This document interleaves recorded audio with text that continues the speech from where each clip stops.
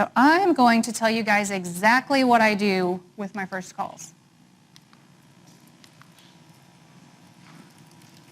The nuts and bolts. This is what I do. So most of my first contacts come by email, and 99% of my first contact, I get an email. Either someone's found one of my websites and they fill out a contact form. I have an app. I get lots of parents in the hospital, they just had a baby, contacted me through their app. So respond promptly. Strike while the iron is hot. People have had a need. They want help. So respond. Don't wait 4 days.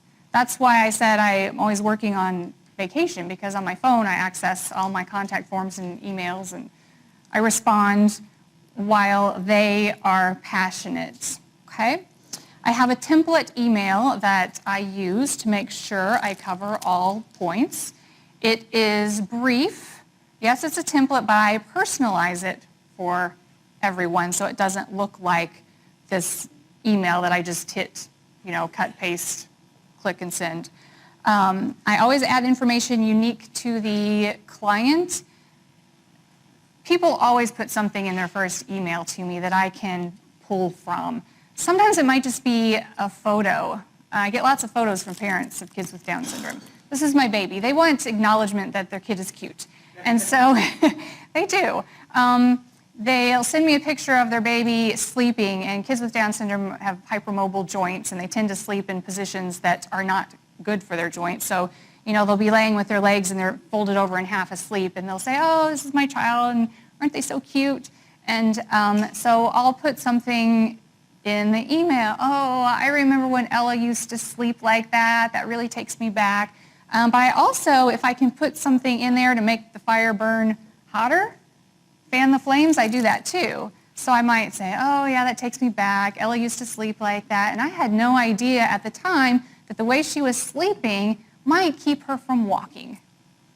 And that's all I put. And they're like, can we talk tomorrow? So sometimes that works, sometimes it doesn't, but it's a little tip to generate even more interest. Make it brief. You talked about the tire kickers. You get a lot of people that never follow up. So I'm busy. I don't want to spend a lot of time composing this big, long, elegant email. You need to make it brief. You need to think about your time. I suggest day and time options that we can set up a call. I usually give like 3, and I try to vary it. Like, here's one during a weekday, here's a weekend option, here's a weeknight option. So I'm very flexible. I include that in the email. Include the time zone. I know this sounds simple, but it is not simple to people. I always put, I am referring to Central Standard Time.